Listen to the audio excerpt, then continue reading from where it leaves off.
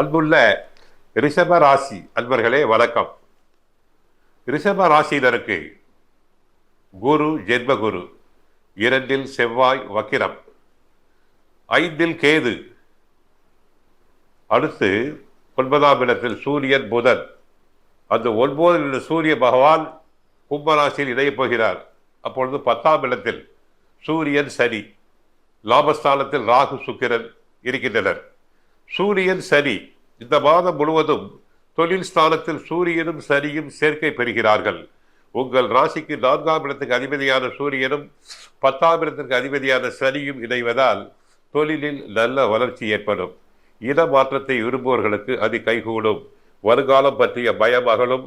உத்தியோகத்தில் நீண்ட நாட்களாக எதிர்பார்த்து வந்த பதவி உயர்வு, இடமாற்றம் கிடைக்கும். தந்தை வழியில் ஏற்பட்ட விரயங்கள் அகலும்.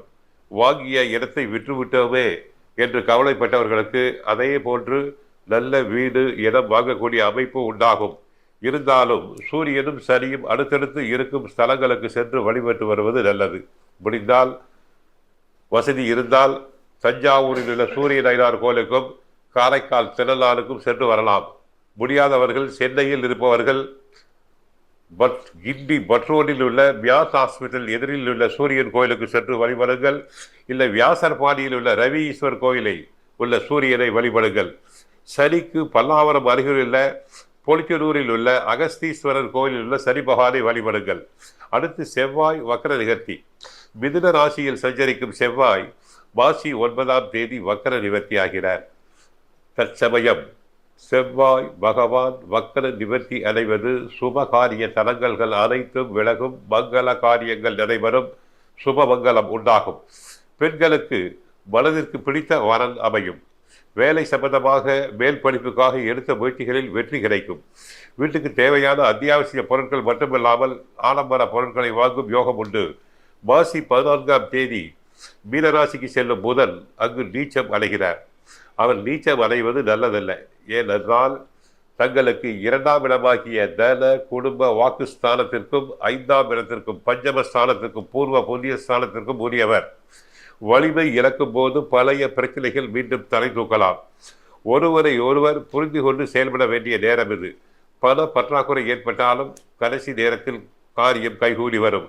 பூர்வீக சொத்து பிரச்சனைகள் வரலாம். பிள்ளைகளை தங்களின் மேற்பார்வையில் வைத்துக் கொள்ள வேண்டும். பொது வாழ்வில் உள்ளவர்களுக்கு புதிய திருப்பங்கள் வரலாம். உத்தியோகத்தில் மாத தொடக்கத்திலேயே மகிழ்ச்சி உண்டு. கலைஞர்களுக்கு புதிய முயற்சிகளில் வெற்றி கிடைக்கும். மாணவர்களுக்கு மதிப்பெண்கள் அதிக பெற வேண்டும் என்ற எண்ணம் வரும். கஷ்டப்பட்டு உழைக்க வேண்டும். பெண்கள் அருகில் உள்ளவர்களை அனுசரித்து செல்ல வேண்டும். இந்த நேரத்தில் குரு சுக்கிர பரிவர்த்தனை உண்டாகிறது. உங்கள் ராசிக்கு அதிபதியான சுக்கிரன் பகை கிரகமான குருவின் வீட்டில் இருக்கிறார். குரு பகவான் ரிஷப ராசியில் இருக்கிறார். ஆக பரிவர்த்தனை ஆவதால் ஒரு அற்புத நேரம். லாபஸ்தானம் பலப்படும். இந்த நேரத்தில் எதையும் சாதிக்கும் துணிச்சல் உண்டாகும். தொட்டதெல்லாம் பொன்னாகும். உத்தியோகத்தில் உள்ளவர்களுக்கு தலைமை பதவிகள் தானாக தேடி வரும். சிலர் இடம், பூமி வாங்கலாம் என்ற எண்ணம் இருந்தால் தற்சமயம் அவர்கள் வாங்குவதற்கு ஒரு நல்ல நேரம் கூடி வருகிறது. ஆக ரிஷபராசி அன்பர்கள் முடிந்தால் சென்னையில் ஆதம்பாக்கத்தில் ஆண்டாள் நகரில் உள்ள மாதா ஸ்ரீ புவனேஸ்வரி அம்மனை சென்று வழிபடுங்கள். கஷ்டங்கள் அனைத்தும் விலகும். வாழ்க வளமுடன். மங்களம் உண்டாகட்டும்.